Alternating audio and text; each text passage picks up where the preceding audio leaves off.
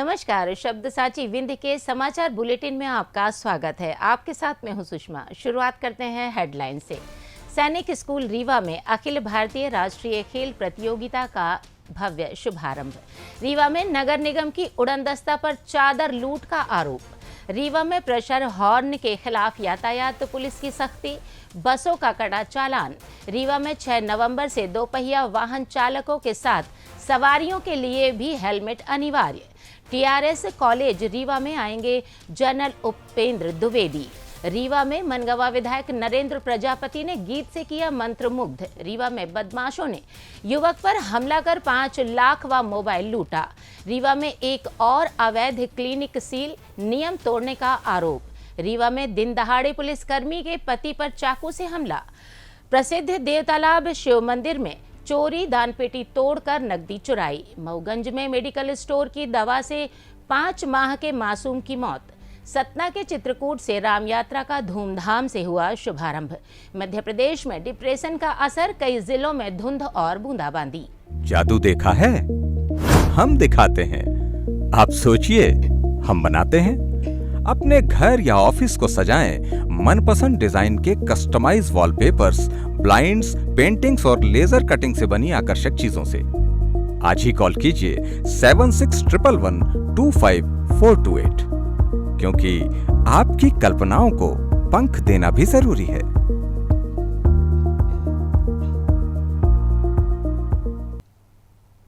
अब खबरें विस्तार से। विंध्य क्षेत्र के प्रतिष्ठित संस्था सैनिक स्कूल रीवा में 25 से 31 अक्टूबर 2025 तक आयोजित अखिल भारतीय सैनिक स्कूल राष्ट्रीय खेल प्रतियोगिता का शुभारंभ मध्य प्रदेश के उप मुख्यमंत्री राजेंद्र शुक्ल ने किया। इस प्रतियोगिता में देश भर से 36 सैनिक स्कूलों से 460 चयनित छात्र विभिन्न खेल विधाओं में अपनी प्रतिभा का प्रदर्शन कर रहे हैं। रीवा सैनिक स्कूल की ओर से 4 विद्यार्थी इस प्रतियोगिता में भाग भी ले रहे हैं, जिनमें 3 बालिकाएं और 1 बालक शामिल है। आयोजन का समापन 31 अक्टूबर को होगा, जिसमें भारत के army chief general Upendra Dwivedi और नेवी चीफ दिनेश त्रिपाठी की गरिमामयी उपस्थिति रहेगी। यह तीसरी राष्ट्रीय स्तर की प्रतियोगिता है जो इस संस्था के लिए गौरव का विषय है। यह प्रतियोगिता न केवल खेल कौशल को प्रदर्शित करने का मंच है, बल्कि युवा प्रतिभाओं को राष्ट्रीय स्तर पर अपनी पहचान बनाने का अवसर भी प्रदान करती है। आयोजन के दौरान विभिन्न खेलों में रोमांचक मुकाबले देखने को मिलेंगे, जो सैनिक स्कूल के अनुशासन और उत्कृष्टता के मूल्यों को रेखांकित करेंगे। इसमें पूरे देश में सैनिक स्कूलों को टोटल 8 ग्रुपों में डिवाइड किया है, ए से लेकर के एच तक। और सैनिक स्कूल रीवा ग्रुप सी में आता। 8 ग्रुप में पूरे सारे स्कूलों को डिवाइड किया है। तो सैनिक स्कूल जो नियमित सैनिक स्कूल हैं 33 हैं और 40 सैनिक स्कूल जो है पीपीपी मोड के हैं पूरे देश में। तो इन स्कूलों को 8 ग्रुप में डिवाइड किया है। इन सारे ग्रुपों ने आपस में इंट्रा ग्रुप कंपटीशन जीत करके यहाँ पर फाइनल खेल ले आए हैं। इसको कहते हैं ऑल इंडिया सैनिक स्कूल नेशनल गेम 2025। ये 3rd एडिशन है। पहला एडिशन इसका जो है कुंजपुरा सैनिक स्कूल में किया गया था। 2nd एडिशन इसका सैनिक स्कूल चंद्रपुर महाराष्ट्र में स्टार्ट हुआ था और ये 3rd एडिशन है। इसमें फ़िलहाल टोटल जो है आपके पास 36 स्कूल इसमें भाग ले रहे हैं। उसमें ओल्ड सैनिक स्कूल भी हैं और एनएसएस मतलब न्यू सैनिक स्कूल के विद्यार्थी भी भाग ले रहे हैं और टोटल 472 स्टूडेंट इसमें पार्टिसिपेट कर रहे हैं। कौन कौन सी गेम आयोजित होंगी इसमें गेम्स में basketball for boys and girls, volleyball for boys only junior category, और एथलेटिक्स में 100 मीटर, 200 मीटर, 400 मीटर और 4x100 मीटर रिले रेस शामिल है और एक फील्ड इवेंट भी शामिल है जिसमें अपना लॉन्ग जंप है। इस तरह से एथलेटिक में ये सारे गेम शामिल किए गए। रीवा के अपने सैनिक स्कूल के कितने छात्र इसमें? रीवा के सैनिक स्कूल के 4 छात्र इसमें शामिल है। इसमें 3 गर्ल्स हैं जो कि एथलेटिक में 100, 200 मीटर और 4x100 मीटर में शामिल हैं और बाकी एक बॉयज़ जो है ये लॉन्ग जंप में शामिल है। 31 तारीख को हमारे देश के जो थल सेना अध्यक्ष हैं जनरल द्विवेदी और नौसेना अध्यक्ष जो है जनरल त्रिपाठी, एडमिरल त्रिपाठी साहब, ये इसके मुख्य अतिथि होंगे और आज इसका उद्घाटन किया गया था मध्य प्रदेश के उप मुख्यमंत्री राजेंद्र शुक्ला साहब ने।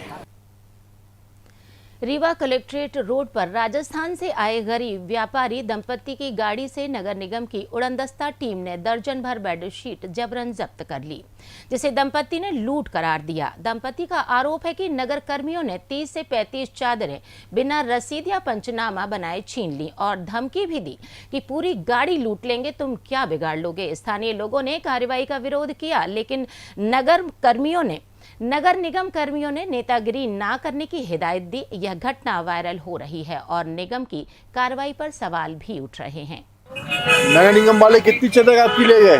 हमारे 30-35 चादर ले गए अंकल। पहले क्या बोले वो लोग? उन्होंने बोला कि 15 चादर हमारे को फ्री में दो। फिर हमने बोला सेठ का माल है, ये हमारा माल नहीं है, उधारी का माल है, कि नहीं दोगे तो हम सब गाड़ी को लूटेंगे। हम 5 जने आए थे, वो आप सरी में गाड़ी में चादर उठा के ले गए, बांध भर के ले गए, उठा के। कितनी चादर ले गए? लगभग 8 कितनी 30-35 चादर ले गए हमारी। तो अधिकारियों से शिकायत की तो तुमने? तो अधिकारियों ने क्या बोला?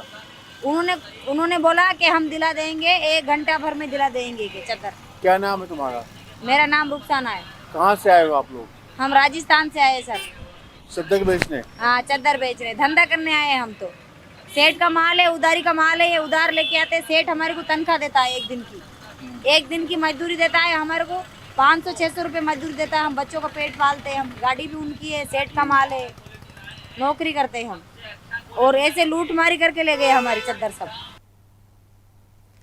सुप्रीम कोर्ट के सख्त निर्देशों के बावजूद शहर के पुराने बस स्टैंड क्षेत्र में प्रेशर हॉर्न का खुला उल्लंघन थमने का नाम नहीं ले रहा है। शनिवार को यातायात पुलिस ने ध्वनि प्रदूषण रोकने के लिए विशेष अभियान चलाया, जिसमें जय स्तंभ के पास कई बसों के चालान काटे गए। बस ऑपरेटर्स और चालकों को चेतावनी भी दी गई कि आगे से प्रेशर हॉर्न का उपयोग करने पर कड़ी कार्रवाई की जाएगी। बता दें कि पुराना बस स्टैंड क्षेत्र के आसपास के निवासियों और व्यापारियों के लिए लंबे समय से सिरदर्द बन चुका है। सुबह 4 बजे से देर रात तक बसों से निकलने वाले तेज प्रेशर हॉर्न की आवाजों ने ध्वनि प्रदूषण को चरम पर पहुंचा दिया है। स्थानीय रहवासियों का कहना है कि लगातार शोर के कारण बच्चों, महिलाओं और बुजुर्गों की नींदें और स्वास्थ्य पर बड़ा गंभीर असर पड़ रहा है। बस स्टैंड व्यापारी संघ और गोल पार्क कृषि व्यापारी संघ ने कई बार यातायात थाना प्रभारी को लिखित शिकायतें सौंप चुके हैं, लेकिन अब तक प्रशासन की ओर से कोई स्थायी समाधान नहीं निकाला गया है। अभी ये प्रेशर हॉर्न की कार्रवाई की जा रही है जय स्तंभ चौक पर। जो भी बस स्टैंड अभी ये प्रेशर हॉर्न की कार्रवाई की जा रही है जय स्तंभ चौक पर। जो भी बस स्टैंड से बसें निकल रही हैं तो जय स्तंभ पर उनको चेक किया जा रहा है और प्रेशर हॉर्न बजवा के देखे जा रहे हैं कि कितनी साउंड है उनका, और उसी पर बसों पर कार्रवाई की जा रही है। अभी लगभग 10 से 15 बसों पर कार्रवाई हुई है। अभी लगातार कार्रवाई जारी है। कितने का चालान हुआ है? वाहन का अनेक शुरू होना, ये इस धारा में चालान किया जा रहा है इनका, और 500 रुपये जुर्माना है। रीवा रेंज के डीआईजी हेमंत सिंह चौहान ने पुलिस कंट्रोल रूम में अपराध समीक्षा बैठक की। पुलिस अधीक्षक शैलेंद्र सिंह चौहान की मौजूदगी में लंबित अपराधों, मर्ग और सीएम हेल्पलाइन शिकायतों के त्वरित निपटारे के निर्देश दिए गए। साथ ही गुंडों, बदमाशों और नशीली दवा, शराब तस्करों पर कड़ी कार्रवाई का आदेश भी दिया गया। ट्रैफिक सुरक्षा के लिए 6 नवंबर से दोपहिया वाहन चालकों और सवारियों के लिए हेलमेट अनिवार्य होगा, अन्यथा चालान और पुलिस कर्मियों पर विभागीय कार्यवाही होगी। मध्य प्रदेश स्थापना दिवस के अवसर पर 1 नवंबर को टीआरएस कॉलेज रीवा में आयोजित होने वाले कार्यक्रम की तैयारियां कॉलेज प्रबंधन द्वारा की जा रही हैं। 3 दिवसीय इस कार्यक्रम के पहले दिन 1 नवंबर को मुख्य अतिथि के रूप में जनरल उपेंद्र द्विवेदी होंगे, जो अपने उद्बोधन से छात्रों का मार्गदर्शन करेंगे। कॉलेज की प्रिंसिपल अर्पिता अवस्थी ने कार्यक्रम की रूपरेखा के बारे में विस्तार से बताया। देखिए, शासन से हमें पत्र प्राप्त हुआ है कि मध्य प्रदेश स्थापना दिवस मनाना है और ये 3 दिन का कार्यक्रम रहेगा, 1, 2 और 3 नवंबर को। तो पहले दिन जो है युवाओं में स्फूर्ति भरने के लिए, उनके प्रेरणा देने के लिए हम लोगों ने आमंत्रित किया है जनरल उपेंद्र द्विवेदी जी को, और हमारे कॉलेज का बहुत बड़ा सौभाग्य है कि उन्होंने हमें टाइम दिया और हमारे छात्रों को के बीच वो उद्बोधन अपना देंगे। जैसा कि आप सभी को पता है कि द्विवेदी जी भी हमारे रीवा क्षेत्र के हैं, यहीं सैनिक स्कूल से पढ़कर पास हुए हैं और आज वो थल सेना अध्यक्ष हैं, जो कि सेना की एक सर्वोच्च उपाधि उनके पास प्राप्त हैं वो। और वो हमारे कॉलेज में आकर छात्रों के बीच वो अपना उद्बोधन देंगे तो उनसे छात्रों को बहुत प्रेरणा मिलेगी और छात्र जो हैं वो सेना में जाने के लिए प्रेरित होंगे। तो ये हमारा एक बहुत बड़ा कार्यक्रम यहाँ पर होगा, वो 1 तारीख को होना है और इस 1 तारीख के कार्यक्रम में 1 बजे के आसपास उनका आगमन होगा और इसमें गार्ड ऑफ ऑनर दिया जाएगा उनको, हमारे एनसीसी के छात्रों के द्वारा ही दिया जाएगा। और उसके बाद हमारे जो छात्र हैं वो ग्राउंड में खड़े होकर के उनका स्वागत करेंगे। ठाकुर रणमत सिंह जी की मूर्ति के पास उनका वो पुष्पांजलि अर्पित करेंगे। उसके बाद हॉल में हमारा जो कार्यक्रम होगा उसमें भी उद्बोधन उनका होगा, जिसमें महाविद्यालय के ही टीचर्स और स्टूडेंट्स रहेंगे।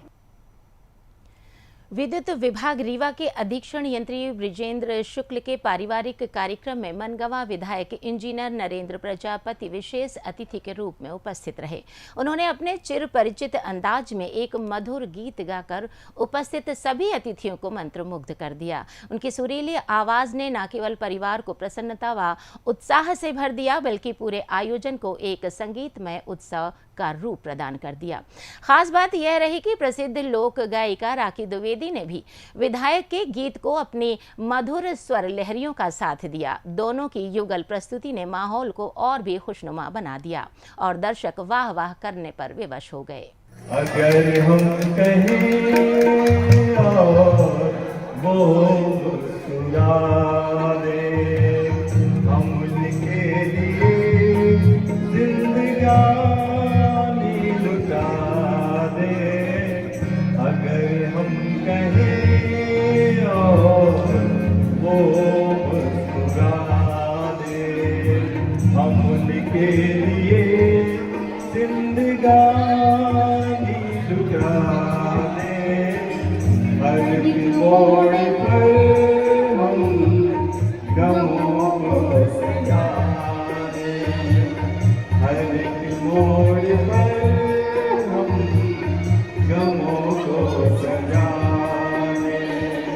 चलो जिंदगी को आफत बना दे।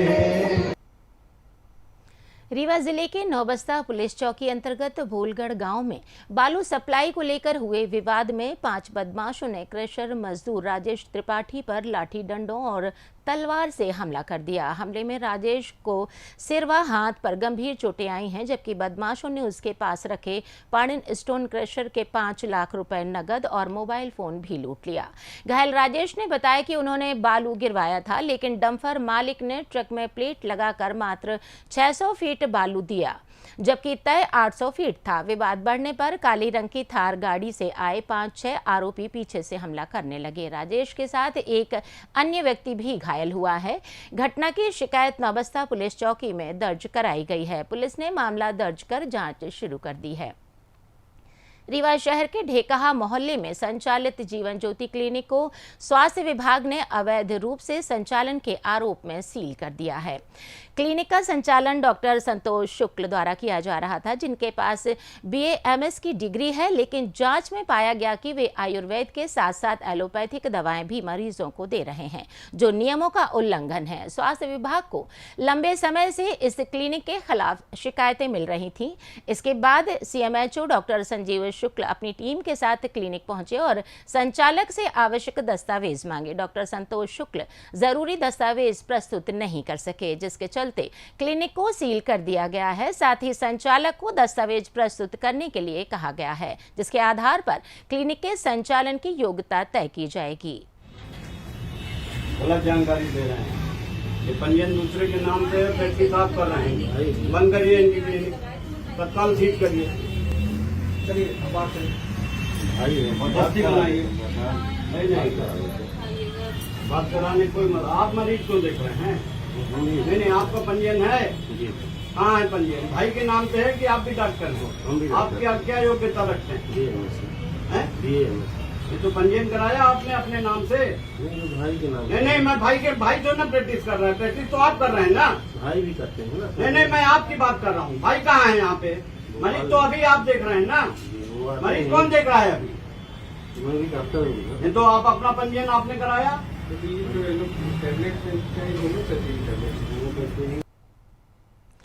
रीवा शहर के विश्वविद्यालय थाना क्षेत्र अंतर्गत अनंतपुर की वृंदावन कॉलोनी के पास दिन दहाड़े एक सनसनीखेज घटना ने इलाके में दहशत फैला दी है। एक महिला प्रधान आरक्षक के पति पर 3 अज्ञात युवकों ने चाकू से जानलेवा हमला कर दिया। यह घटना ऑटो और बाइक के बीच हुई मामूली टक्कर को लेकर शुरू हुई और विवाद के दौरान अंजाम दी गई। घायल अजय कुमार को गंभीर चोटें आई हैं, जिन्हें तत्काल उपचार के लिए अस्पताल में भर्ती कराया गया। घायल अजय कुमार ने बताया कि वे ऑनलाइन दुकान संचालित करते हैं और किराए पर 2-3 ऑटो उपलब्ध कराते हैं, जिनसे ऑटो चालक ने एक बाइक को हल्की टक्कर मार दी, जिसके बाद बाइक सवार 3 युवक ऑटो चालक से पैसे की मांग करने लगे। चालक ने अजय को सूचना दी तो वे घर के गेट पर बाहर आए और मामले को सुलझाने की कोशिश करने लगे।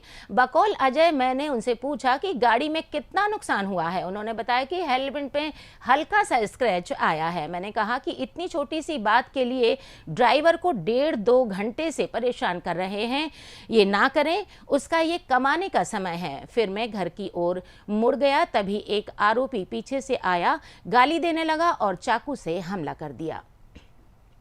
मऊगंज जिले के देवतालाब स्थित प्रसिद्ध शिव मंदिर में चोरी की एक सनसनीखेज घटना सामने आई है। अज्ञात चोरों ने मंदिर में घुसकर दान पेटी का ताला तोड़कर उसमें रखी नकदी चुरा ली। यह घटना मंदिर में लगे सीसीटीवी कैमरे में कैद हो गई है, जिससे पुलिस को आरोपी की पहचान में मदद मिलने की उम्मीद है। घटना की जानकारी तब हुई जब सुबह मंदिर के पुजारी मंदिर पहुंचे और दान पेटी को टूटा हुआ पाया। सीसीटीवी फुटेज की जांच में पता चला है कि एक युवक ने इस चोरी को अंजाम दिया है। पुजारी की शिकायत पर पुलिस ने मामला दर्ज कर लिया है और फुटेज के आधार पर आरोपी की तलाश शुरू कर दी है। स्थानीय लोगों में इस घटना को लेकर गहरा आक्रोश है। भक्तों का कहना है कि मंदिर जैसे पवित्र स्थल पर चोरी की वारदात न केवल सुरक्षा व्यवस्था पर सवाल उठाती है, बल्कि समाज में असुरक्षा की भावना को भी बढ़ाती है। पुजारी और स्थानीय लोगों ने प्रशासन से त्वरित कार्यवाही की मांग की है। मऊगंज जिले के हनुमाना जनपद के देवरा गांव में एक 5 माह के बच्चे दुर्गेश यादव की मौत मेडिकल स्टोर की लापरवाही से हो गई। मां श्वेता यादव ने बताया कि बच्चा सामान्य और मुस्कुरा रहा था, लेकिन खटखरी के मिश्री लाल गुप्ता मेडिकल स्टोर से दवा पिलाने के आधे घंटे बाद ही उसकी सांसें थम गईं। बिना डॉक्टर की सलाह या जांच के दी गई दवा को मौत का कारण बताया जा रहा है। परिजनों ने 112 पर शिकायत की, लेकिन पुलिस बिना कार्यवाही के लौट गई। भगवान श्री राम के वनवास काल के पवित्र मार्ग को पुनर्जीवित करने वाली ऐतिहासिक राम यात्रा का शुभारंभ शनिवार को सतना के चित्रकूट से धूमधाम से हुआ। इस अवसर पर प्रसिद्ध संत मुरारी बापू और मध्य प्रदेश के उप मुख्यमंत्री राजेंद्र शुक्ल ने विशेष ट्रेन को हरी झंडी दिखाकर रवाना किया। उत्तर प्रदेश के चित्रकूट धाम रेलवे स्टेशन से प्रस्थानित यह विशेष ट्रेन चित्रकूट से रामेश्वरम तक चलेगी। इसके बाद यात्रा हवाई मार्ग से श्रीलंका पहुंचेगी और अंततः अयोध्या धाम में 4 नवंबर को समापन होगा। यह 11 दिवसीय यात्रा प्रभु श्री राम के वनवास के दौरान तय किए गए मार्गों को श्रद्धालुओं से जोड़ने का एक अनूठा प्रयास है। यात्रा अत्रि मुनि आश्रम, सती अनुसुईया चित्रकूट, शरभंगा आश्रम जैसे पौराणिक स्थलों से गुजरेगी। मौसम की बात करें तो पूर्व मध्य अरब सागर में सक्रिय डिप्रेशन का असर मध्य प्रदेश में अगले 4 दिनों तक देखने को मिलेगा। प्रदेश के कई शहरों में शनिवार सुबह से बादल छाए रहे। धुंध के कारण विजिबिलिटी कम हुई और कुछ इलाकों में हल्की बूंदाबांदी दर्ज की गई है। सागर में तेज बारिश हुई, जबकि शाहजहांपुर के अकौदिया में गरज चमक के साथ पानी बरसा। बारिश होने से मौसम में ठंडक घुल गई। यह मौसमी बदलाव प्रदेश के कई हिस्सों में तापमान को प्रभावित कर रहा है। अब जान लेते हैं कल होने वाले कार्यक्रम। रीवा शहर के पद्मधर पार्क में 26 अक्टूबर को सुबह 11 बजे से सामाजिक एवं राजनैतिक चेतना महासम्मेलन का आयोजन होगा, जिसमें ओबीसी, दलित, आदिवासी और अल्पसंख्यक समाज के प्रतिनिधि शामिल होंगे। इसी के साथ ये समाचार बुलेटिन समाप्त हुआ। कल फिर मिलेंगे नई खबरों के साथ। जुड़े रहिए शब्द सांची विंध्य से, और विंध्य से जुड़ी तमाम खबरों के लिए हमारे चैनल को सब्सक्राइब जरूर कीजिए। अपने आसपास की खबरें हम तक पहुंचाने के लिए स्क्रीन पर दिए गए नंबर पर आप संपर्क भी कर सकते हैं। नमस्कार।